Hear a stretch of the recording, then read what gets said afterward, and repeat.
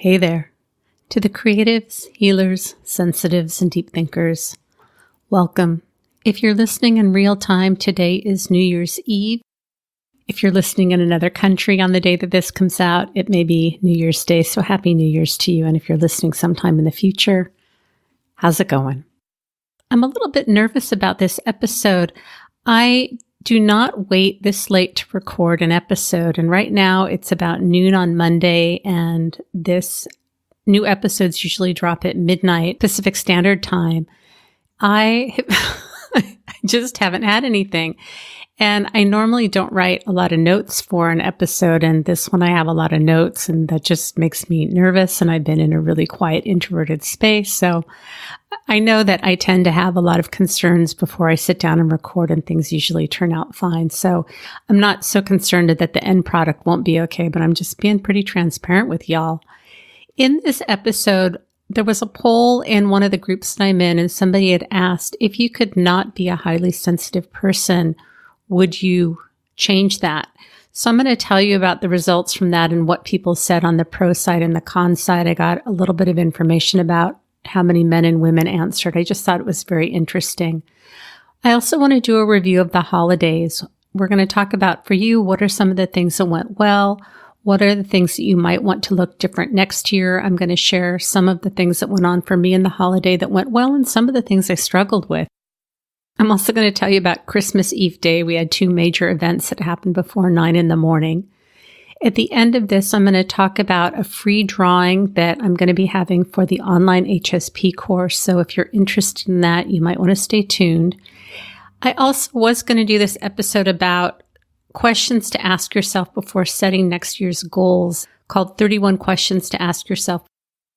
And instead of discussing these questions, I'm going to read some of them, and then I'm going to link to the article that I got these questions from that will be in the show notes at unapologeticallysensitive.com.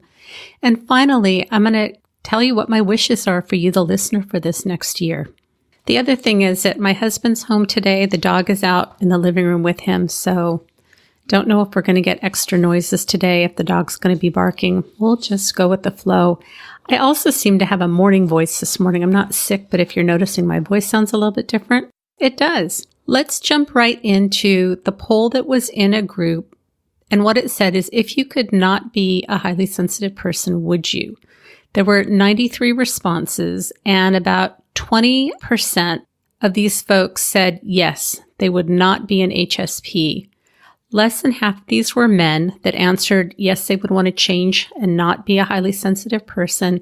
And I noticed that a number of the responses had to do with people that had issues with pain. It looked like they had some autoimmune disorders. And I'm going to read some of their responses when I'm done giving you the overall numbers.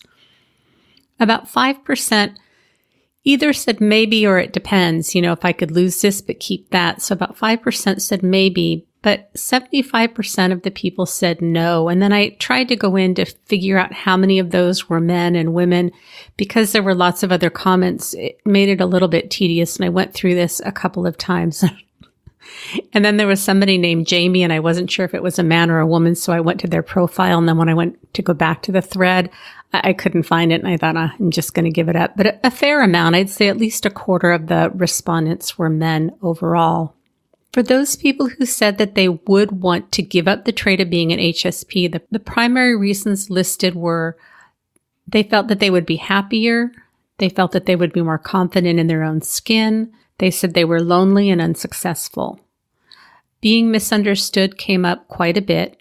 To me, that's about not the trait, but it's about society.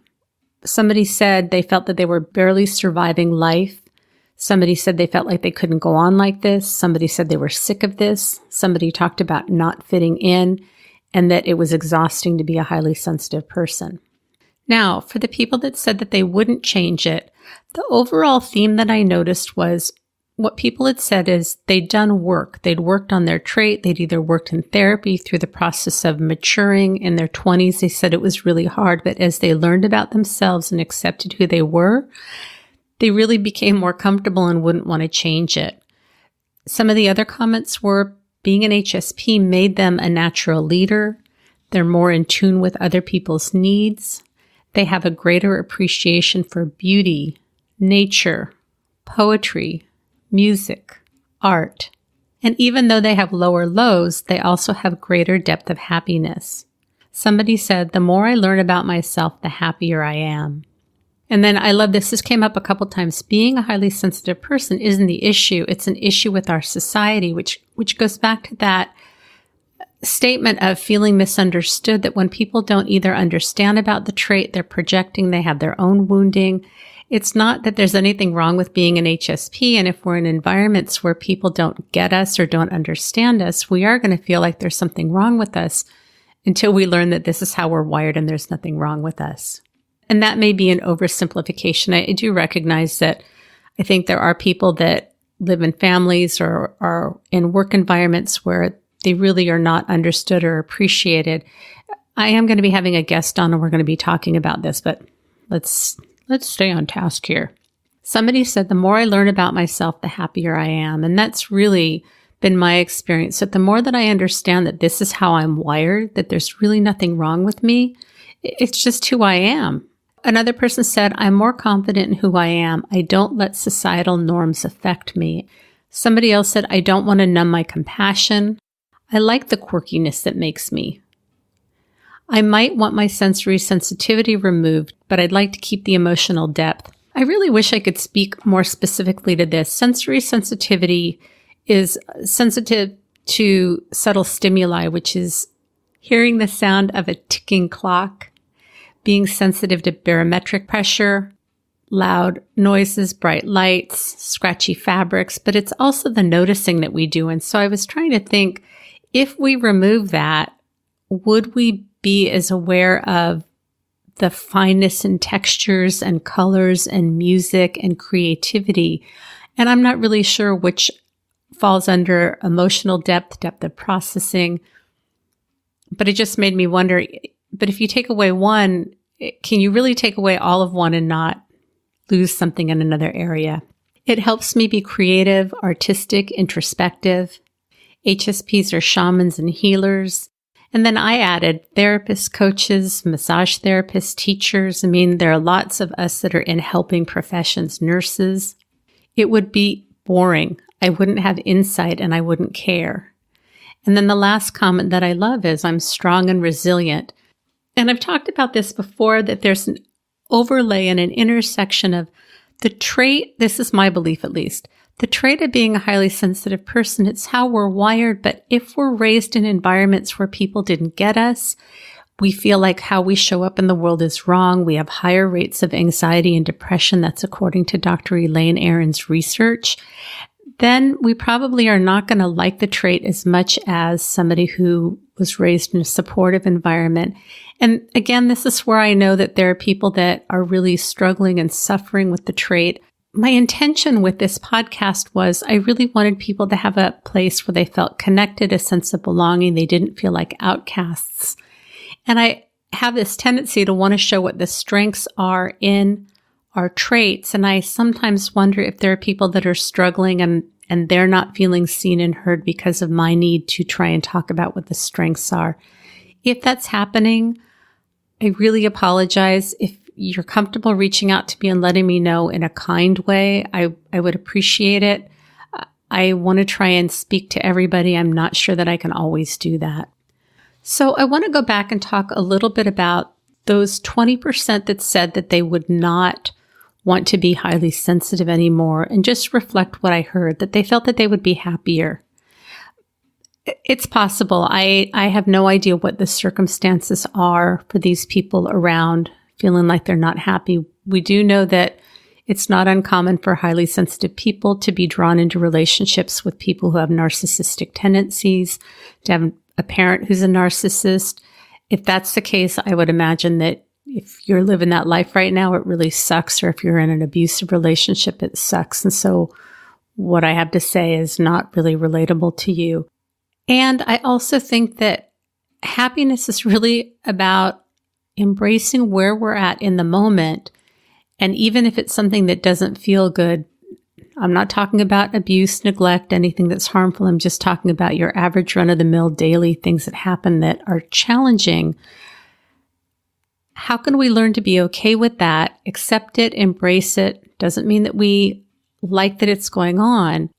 And that gives us room for when we move through it, we can also feel joy in all the other things. I don't know. I don't want to be preachy with y'all, but that's what I was thinking.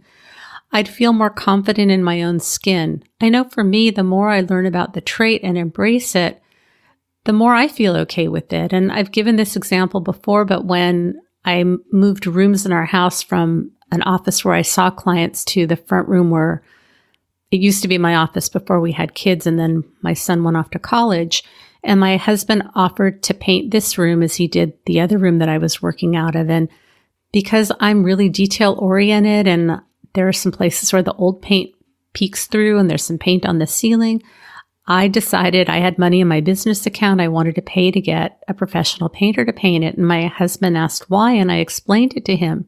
Now he's looking through the lens of not being highly sensitive, not noticing these types of details.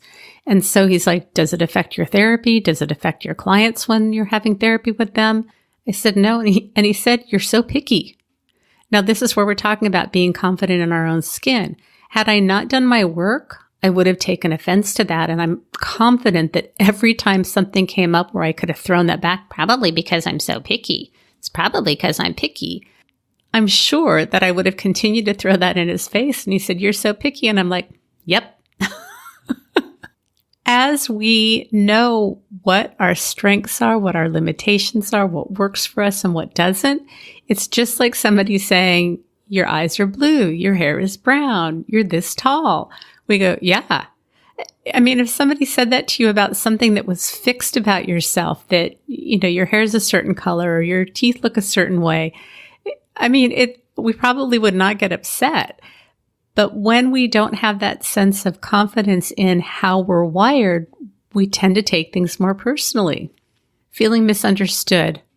This is a really hard one, especially if you've grown up with parents or caregivers that did not understand your trait. And we can have parents that are very well-intentioned, well-meaning. You also could have grown up in an abusive, terrible, awful situation. If you did, I'm really sorry.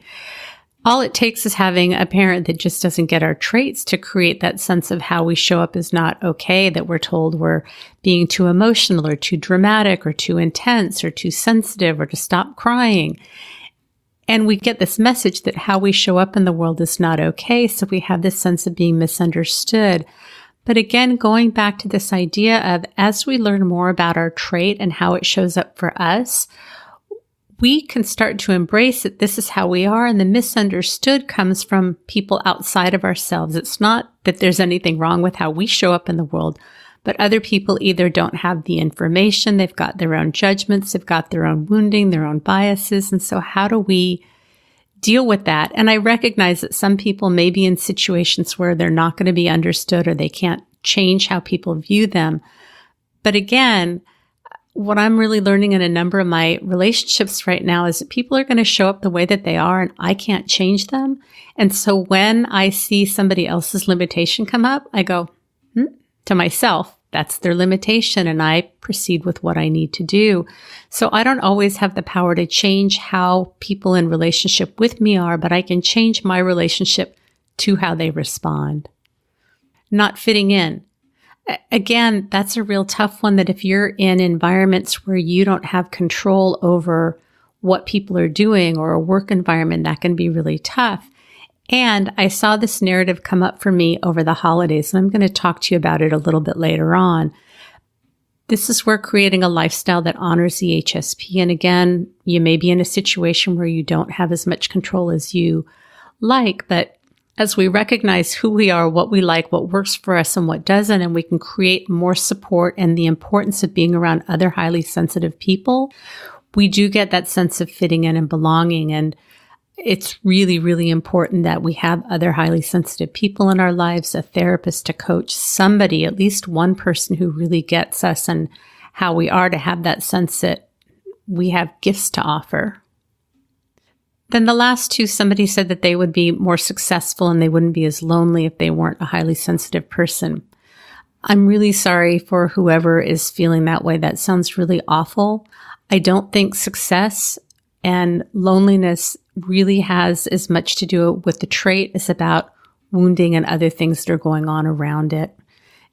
My hope is that that doesn't sound like that's a shaming thing, because that's not my intention. But I think it's really important to tease out what's wounding and what's not. What is it about being a highly sensitive person, and what is about other things? Let's talk a little bit about Christmas Eve day. So Christmas Eve day, my husband gets up before I do. He takes a shower. I get up. The dog's ears have been smelling, and I just was putting it off. And so I knew I needed to take her to the vet. And so I called the vet. They had walk-in appointments, so I had to take a shower right away. My husband said, I think the pilot light blew out. We have a water heater that's on the side of the house, and we had a lot of rain, and it blew out a couple weeks ago, and I went out and figured out how to get it lit. So he and I went out to try and start the pilot light. We couldn't get it started. And so when I called the vet, they're like, I would be here as soon as you can. And it was a day where I really needed to take a shower. So I took a cold shower. My husband and I decided I would take the dog to the vet. He would go to Home Depot and get a new water heater. Before 9 o'clock in the morning, the dog had been to the vet. I spent a few $100s on her. My husband went and got a water heater. Installation costs more than the water heater cost. The guy was supposed to be here by 11 o'clock that morning. We still had a lot of errands to do that day in order to get ready for my other son coming home for Christmas. The guy for the water heater showed up at 11. He was here till 5:30. My husband was out with him all day long. He had to leave to go do a job and come back. He left the water heater, the box on the front lawn. He came back, and then he still had to come back another day. But it all worked out fine. I think my husband and I navigated this just beautifully. It was unexpected, and this is just stuff that happens in life. You know, we said we really handled it well. So my husband stayed home with the guy doing the water heater for the day, and my other son and I went to the commissary. We went to Costco. We did a bunch of stuff that day, and then my other son, who lives out of town, came home. We had a really lovely holiday. It was very low-key. We did it very differently this year. And I really am so glad that we set some limits around family and who was coming over and when we were going to do things. It really ended up being very, very lovely. So I'm curious to know how your holidays went, whether you celebrate Christmas or Hanukkah or Kwanzaa or winter solstice. And I'm sure there are a lot of other things that people celebrate that I'm not even aware of. So again, shoot me an email, unapologeticallysensitive@gmail.com. Tell me what you celebrate. Help to educate me so I can be more enlightened. So let's talk about the holidays. How was your stress level? How was your self-care? How were your boundaries? Did you get enough time alone? How were your food choices? And the truth is, I don't care how empowered, enlightened, educated we are, this can be a really difficult time of the year. So I want to be very clear that I'm not expecting that anybody had a perfect, blissful holiday. And I was actually really surprised that from Thanksgiving through the end of the year, my husband and I made some really different choices about who was coming over, when they were coming over. And I was struggling around Thanksgiving time. And I was really irritable. And I remember talking to a friend because my expectation was, well, I created this simplistic type of a holiday. And why am I feeling irritable? And things are just going to come up for us. It's not like we can control that we're going to have bliss and peace. If we simplify, things are still going to come up. It's just how we respond. It's kind of like the thing with the water heater and the dog that, thank goodness, my husband and I were like, well, I guess we just have to deal with it. And we dealt with it because we just don't have control over the things that come up. But I think it's easy to have this expectation that we can control how we're going to feel or what things happen. And we always can choose how to respond, but that initial response, we just don't always have as much control over it. My hope is that you were able to use some mindfulness throughout the holidays about how it went for you. And, I have to say, as simple as we kept it for ourselves, it still felt like a lot, and it felt very overstimulating. Just the day itself with all of the activities that go on for that day.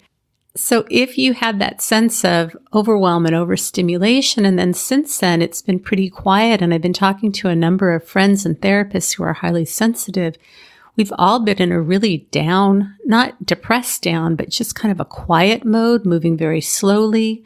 I think the winter brings out our natural need to want to hibernate if you're living in a cooler climate. I mean, I'm in California and it's cooler than it normally is. But I think it's just a time when we slow down and we're so used to doing and being that it can really be challenging for those of us that want to accomplish things. What I would suggest is, if you haven't done it already, is to really kind of review the holidays and to think about how were your holidays in terms of self-care, personal self-care, taking time for yourself, if you do any kind of joyful movement with your body, the food choices that you make, the money that you spent, the time that you spent with the people that you cared about. Gifts, did you spend too much? Did you feel like you didn't have money to spend on people? Boundaries. It can be really hard when you're spending time with family or people that you don't want to be spending time with. Honoring your needs as a highly sensitive person. Again, did you have enough time for rest? Did you have enough time to do things that were pleasurable? And I know if you're caring for older parents, if you've got young children, it's hard, especially if you're the primary caregiver, because people are really counting on you. If feelings came up, how was that for you? Did it upset you that you were having strong reactions or responses to things? How was your communication? Were you able to be authentic and vulnerable? And with some people, we don't want to be. And really, most importantly, is mindfulness and self-compassion.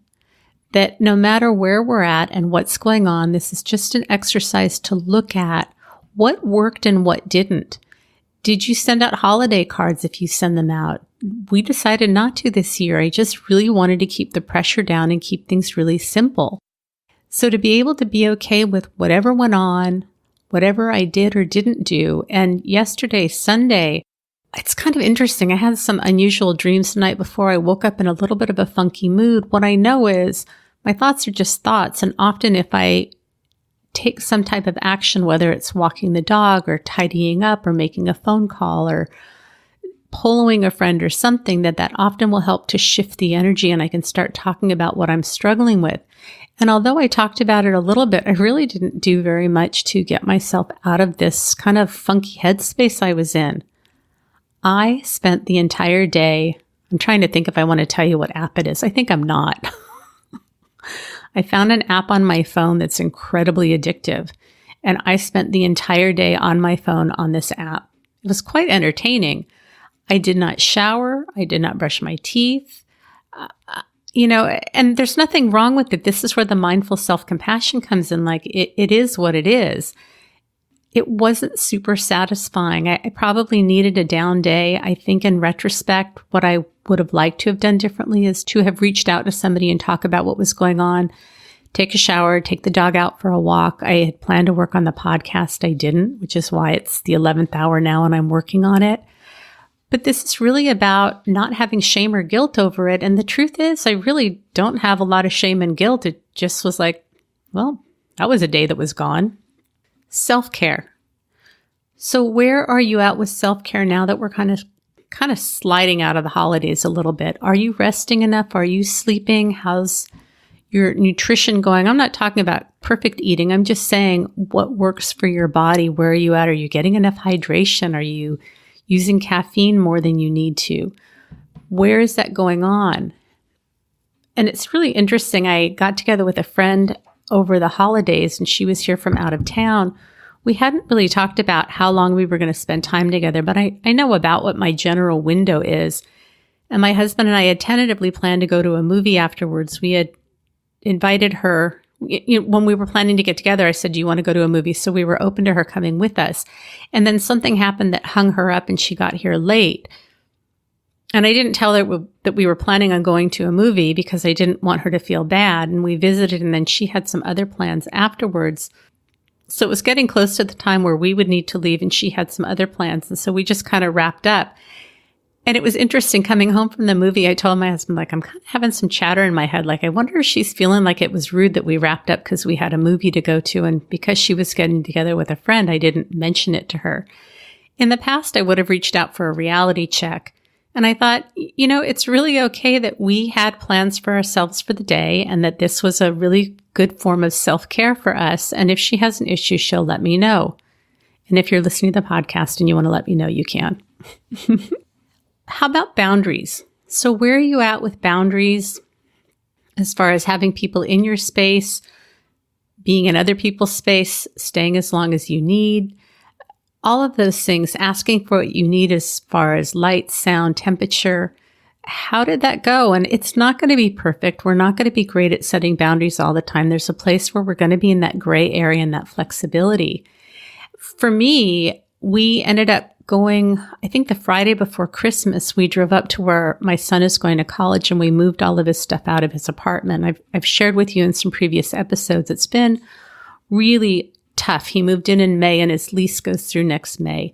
And although I'd heard about it, being in the environment and just, my husband and I talked about if the roommates are there, are we going to talk to them? Are we not going to talk to them? And then we went and talked to the leasing agent and it didn't go the way that we wanted to. We went to lunch and we thought about it some more and decided to go back and talk to the leasing agent again. And the truth is by noon, I think we got up at 6 and left it a little after 7. By noon, I was done. I was really done for the day. And I made a choice to stay there for the entire day because that's what I wanted to do. I wanted to be there to support my son. But I knew it was going to have an impact on me for the rest of the weekend. Some family came into town that I hadn't seen for quite some time. They were coming to visit my mom, who, as many of you know, lives with us. She has her own place that's attached to our house. We have our bedroom door leads into a laundry room, and then there's another door that goes into her place. So it's very, very close. And because her house is in the back, people park in the front and they have to walk by our front door to get to the side gate. So it's not like she has a private entrance where we don't see people. And I felt kind of bad, but the truth is, again, my husband and I had made a plan to go to a movie. I'm really working on self-care. I had to let family know that we weren't going to be around. The last time this family was in town, we didn't know they were coming. We didn't have any notice, but the same thing happened. I just wasn't up for a visit. And so I think I've pissed them off, to be honest with you. And I guess if I have, I have. It's kind of ironic that in the end, the time that they were here, we were actually gone. So had we not said anything, they wouldn't have even known. We just would have been gone. But because they had an open time when they were going to come in, and I'm really about being transparent, I just sent an email or a text saying, hey, this is what went on. We had some stuff with Josh and I'm just really needing some downtime today and we're not visiting. Like I said, I think I may have pissed him off, and that's certainly not my intention. And I made a choice that my bathtub was full. It was just draining and there was no more room for anything else. And that's just how it goes sometimes. Did you have situations that came up where you allowed others to make you feel inadequate or less than for being who you are? So if you got a negative message like, oh, you're being so picky, or so-and-so is just always so sensitive or intense or dramatic, were you able to see it objectively? Did you take it on as a hurt, or were you able to see, like, I'm just taking care of myself and owning what you needed, or were you able to see that this is about the other person? This is what always comes up for them. If you took it on and it really hurt your feelings and it felt personal, there may be some more work to do there. Kind of in the example of my husband calling me picky and me going like, yep. Did the holidays honor your needs as a highly sensitive person? And that can be tough on, I think, the Christmas or the day after Christmas. One of my sons wanted to go out to eat. And that just didn't work for me personally. What I told it was Christmas Day because my son and my husband went out to golf and then the other son stayed home. And he had asked me when they were gone if we could go out to eat. And I said, I'm fine if you all want to go out to eat. It doesn't work for me, but I'm happy if you go out. And he's like, well, Dad and his brother were not going to want to go out. It's up to you. And I talked to my husband and they ended up ironically, after my husband and I went to bed, the two boys and my son's girlfriend, they all went out to eat they went to go where he wanted to eat, but it was closed. My head's saying I'm giving you too many details. But, this was something that was challenging and it didn't work for me to go where he wanted to go. I wasn't willing to go and not eat. I've done that before with my family and I just had to let it go. And so setting boundaries can be challenging. It can bring us this feeling of we're not doing things right. We're disappointing people. And it's really important for us to take care of ourselves and to do what works for us. Perfectionism. Where did you see perfectionism show up for you? It's funny, even as I was wrapping presents and I measured out wrapping paper and it it was just a day where it seems like my gremlins were just on me and I didn't cut enough paper. So I had to kind of patch the bottom. I had this really negative narrative about like, you never care about what you do and you're just so lazy and you don't do a very good job. It was just awful. No matter what I did, the negative voices were just really running high. And I just had to acknowledge that that's what was going on. And it could have really ruined my day or made me feel apologetic or to say something when people open their presents. But this whole thing of like, if you really cared about people, you would take your time and you would do a good job. And I wasn't rushing it, just is kind of how it turned out. That sense of perfectionism can show up for us all over the place. How were you with feelings that came up? Did you have judgment? Did you have anger? Did you have shame? I'm really seeing a whole new layer of shame that's coming up for me in one of my personal relationships. And the person I'm in the relationship with goes into feeling inadequate and feeling sorry, and I go into anger. Not so pretty. And this whole new layer of expectations and disappointments I'm really seeing is coming up.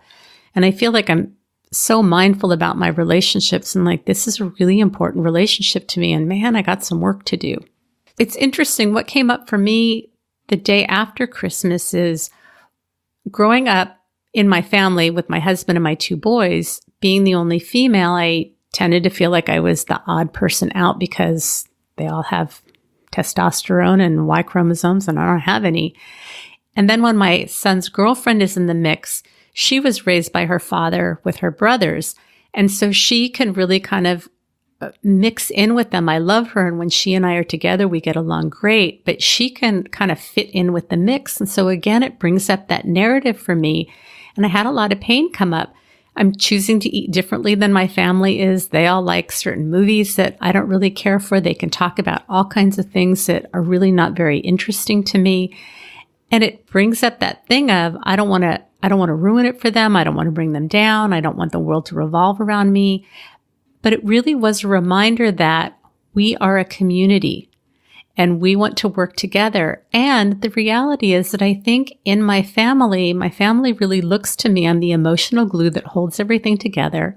And I have an opportunity to really model what it looks like to take care of myself, to communicate, to be vulnerable, to be authentic, so that it works for everyone. And so there's always this thing around activities that the young kids really like going out and doing things. And my husband and I, especially me, are really happy to be at home not doing stuff. How can we find activities that meet the majority of everyone's needs? And I really was surprised to see that narrative come up for me. So is there a place where you see that coming up for you? Let's move on to 2020. I'm going to read you, there's an article called 31 Questions to Ask Yourself Before Setting New Year's Goals by Robin. I think her last name is pronounced Camerote. I'm linking to the article in the show notes, and I'm going to read you a couple of the questions that she wrote just because I almost wondered if she was a highly sensitive person. What would you like next year that you lacked this year? What are the first thoughts that come to mind about the year? What's the most interesting thing that you learned this year? Who's someone that you met that you want to get to know better and why? What were some challenging experiences? A personal strength I used this last year. What is it and how did it benefit me? What's a hurdle that came up more than once? How well did I communicate with people that mattered to me? What frustration came up repeatedly? If I had a magic wand to master one skill, what would it be? Man, for that one I was thinking I would just love to be more of a taskmaster and more organized and goal-oriented. That's something that I would like to have that. I'm great at ideas. I'm a great idea person, but the executing it, and I feel like there are about 5 tasks that I've mastered, and I do probably at 90 to 95%, but then when other things come up, man, it makes it hard. I mean, things like taking out the Christmas decorations and putting them down and cleaning things out. Like, it's just all I can do to manage the things that I'm doing. It's like spinning plates. And a couple more questions. What did I start this last year and not finish? It's interesting. the year before last, I had this great idea for marketing. I got these cinnamon scented pine cones and this beautiful gold kind of a tulle foil. And I got my business cards and colored jingle bells and colored curly ribbon. And I wrapped each pine cone individually with a business card, a greeting message for the new year, a jingle bell. I tied them up. I have a huge basket of at least, 30, 50 of them. And I handed out maybe 5 of them. And then I thought, well, maybe I do it this last year. Nope, they're still sitting in my garage. It's very pretty to look at, but I don't know what I'm going to do with it. 2 more questions. 3 things I'm curious to know more about, and 1 thing that left me exhausted. And like I said, there are a total of 31 questions in that article. So if you want to look that up in the show notes, you're more than welcome to. Again, moving on to 2020, what are some things that you want to create? And what you can actually do is go back and think about the holidays. What things were really stressful to you? What didn't go well? And what are some things from that you want to change? This is kind of a great time. I honestly don't believe in New Year's resolutions. I do create a list of what is it that I want to create more of in the new year. And I usually pick one theme, one word and one theme. And I'm not sure what my word is for this next year.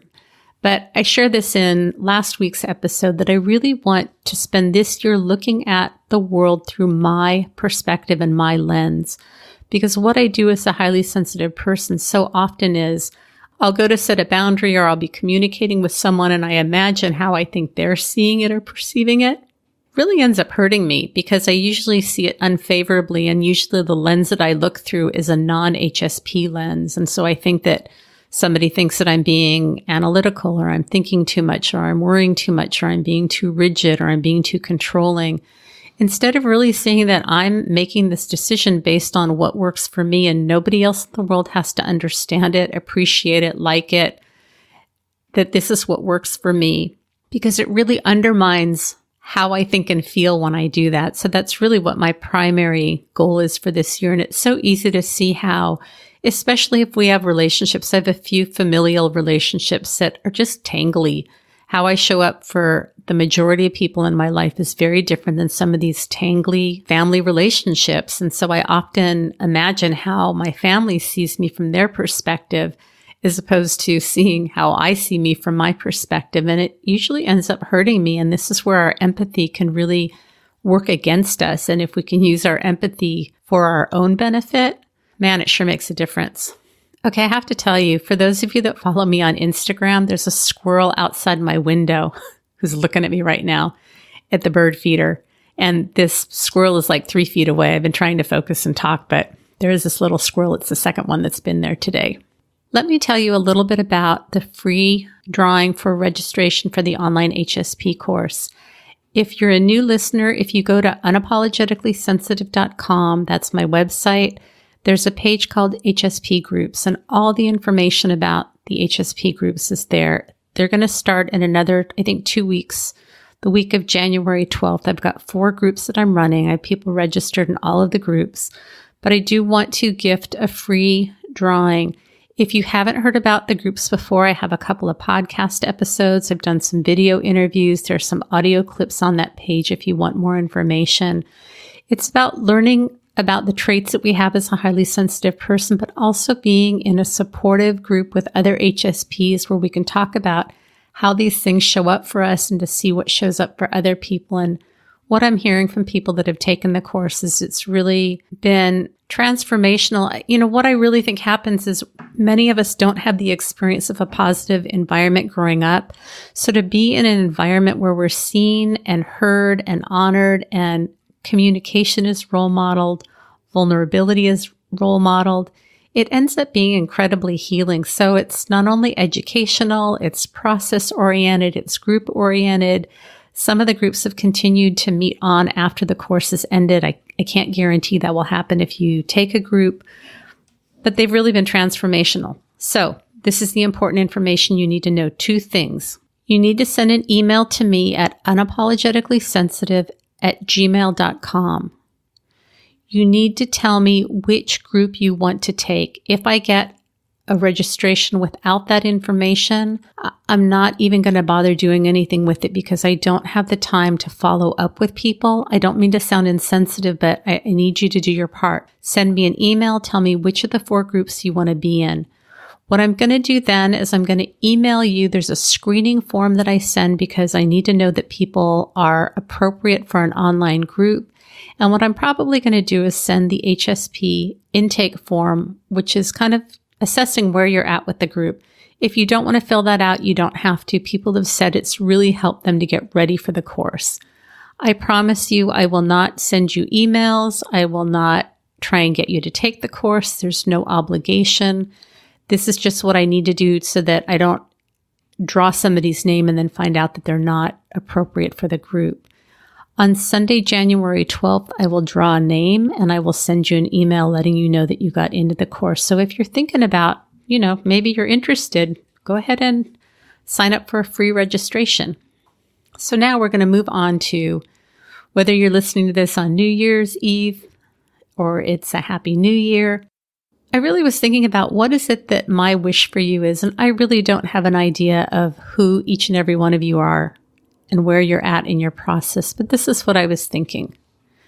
My hope is that if you're not familiar with the trait of being a highly sensitive person, you will become more familiar with the trait, because as we learn that it's not that there's something wrong with us, we're not weird, we're not misfits, we're not freaks, we may have gotten messages that how we show up in the world is not okay, we learn that this is how we're wired. It's what I talked about in the very beginning, that this is how tall I am, this is what my voice sounds like, this is how I move, this is what my strengths are.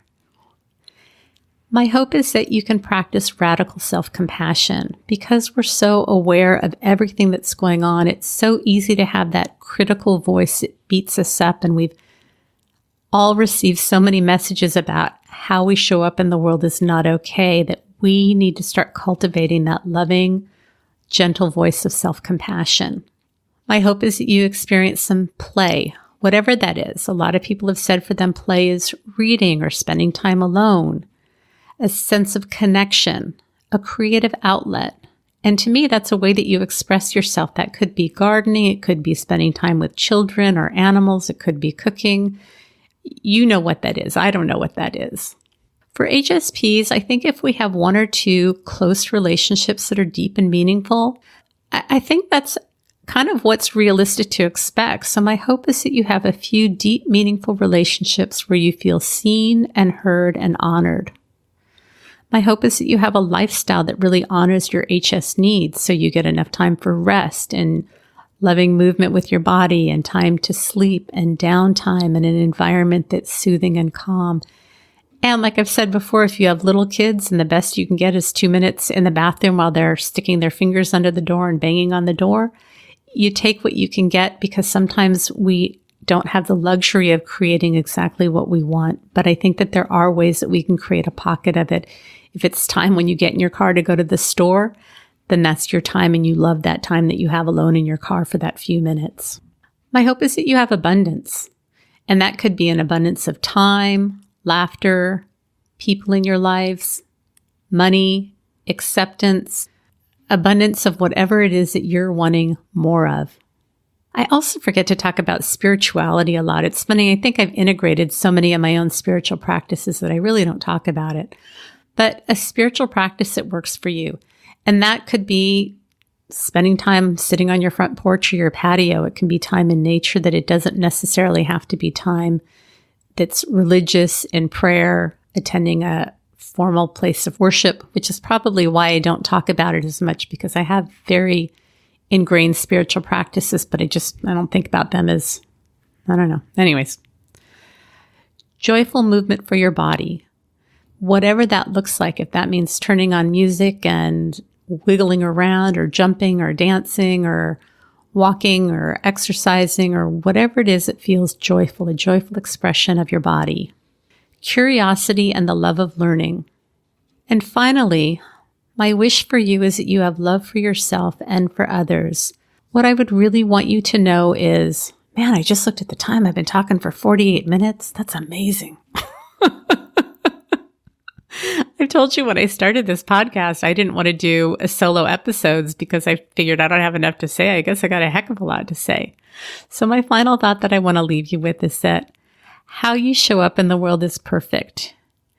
All of your feelings, your emotions, your observations, your perceptions, whatever it is that goes on with you, you are beautiful, you are precious, you are loved, you have a reason for being here, you have gifts to offer the world, you are a blessing. Regardless of whatever you feel, whatever the voices in your head are saying, you, as a highly sensitive person, have gifts to offer the world, and how you show up is perfect and beautiful. Thank you so much for being a listener. Please be safe. Please enjoy the new year. Remember, sensitivity is nothing to apologize for. It's our superpower. Have a blessed day.